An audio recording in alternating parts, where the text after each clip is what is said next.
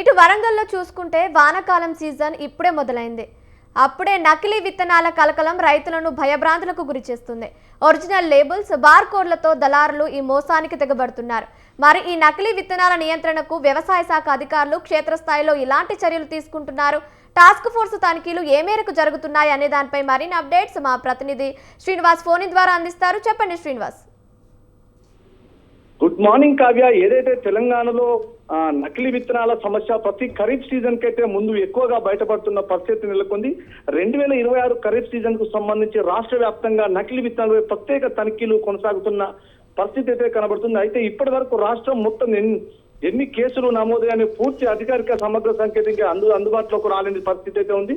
పోలీసులు, వ్యవసాయ శాఖ సంయుక్త బృందాలు ఏర్పాటు చేసి విత్తన దుకాణాలు, గోదాములు, దుకాణాలపై తనిఖీలు చేస్తున్న పరిస్థితి నిత్యం జరుగుతూనే ఉంది. హైదరాబాద్ పరిధిలో నకిలీ పత్తి విత్తనాల రాకెట్ ఛేదించి సుమారు 12,800 నకిలీ ప్యాకెట్లు, 2,000 కిలోల అనుమానిత నకిలీ విత్తనాలు స్వాధీనం చేసుకున్న పరిస్థితి నెలకొంది. మరో ఘటనలో నిషేధిత BT3 పత్తి విత్తనాలు సుమారు 600 కిలోల స్వాధీనం చేసుకున్న పరిస్థితి స్వాధీనం చేసుకొని కేసులైతే నమోదు చేసిన పరిస్థితి ఏర్పడింది. నకిలీ నాసి రకం లైసెన్స్ లేని విత్తనాలు విక్రయదారులపై విత్తన చట్టాలు, ఇతర నిబంధనలు కింద కేసులు నమోదు చేసి చర్యలు తీసుకుంటున్నైతే పరిస్థితి కనబడుతుంది. ప్రభుత్వం నుండి వ్యవసాయ శాఖ తీసుకోవాల్సిన విత్తన దుకాణాల లైసెన్సులు తనిఖీలు చేసి విత్తన నమూనాలు సేకరించి ల్యాబ్కు పంపించాల్సిన పరిస్థితి ఉంది. అనుమానాస్పద స్టాక్ ని అయితే ఇటు పోలీస్ యంత్రాంగం కానీ వ్యవసాయ శాఖ ఇద్దరు సంయుక్తంగా వెళ్లి సీజ్ చేసిన పరిస్థితి ఉంది. ఇదే వరంగల్ జిల్లా వ్యాప్తంగా కూడా తనిఖీలు ముమ్మరంగా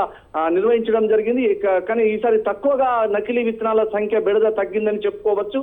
ఈ గుర్తింపు పొందిన కంపెనీలు లైసెన్స్ ఉన్న డీలర్స్ దగ్గరే విత్తనాలు కొనాలని చెప్పేసి ప్యాకెట్ పై బ్యాచ్ నెంబరు, గడువు, తేదీ, ధృవీకరణ వివరాలు చూడాలి, బిల్లు లేకుండా విత్తనాలు కొనకూడదు, నకిలీ అని అనుమానం ఉంటే మండల వ్యవసాయ అధికారి లేదా పోలీసు యంత్రాంగానికి అయితే ఫిర్యాదు చేయాల్సిన అవసరం అయితే ఉందని అయితే అధికారులు అయితే రైతులకు చెప్పిన పరిస్థితి ఉంది. రైతులకు నష్టం కలిగించే నకిలీ విత్తనాలపై కఠిన చర్యలు తీసుకుంటామని అయితే ప్రభుత్వం గట్టిగా అయితే చెప్పడం జరిగింది. సరఫరా గొలుసుకు గుర్తించడం, మధ్యవర్తులపై కేసులు మరింత వేగం జరగాల్సిన అవసరం అయితే ఉందని అయితే చెప్పుకోవచ్చు. ఇదే విధంగా ఉమ్మడి జిల్లా వ్యాప్తంగానైతే ఇటు అనేక సెంటర్లలో అంటే ఇటు ములుగు కానీ, భూపాలపల్లి, జనగాం, వరంగల్, హన్మకొండ, మహబూబాద్ ఈ అన్ని జిల్లా కేంద్రాల్లో కూడా తనిఖీలు అయితే ముమ్మరంగా చేసిన పరిస్థితి నెలకొంది. Kavya, thank you Srinivas, thank you for the updates.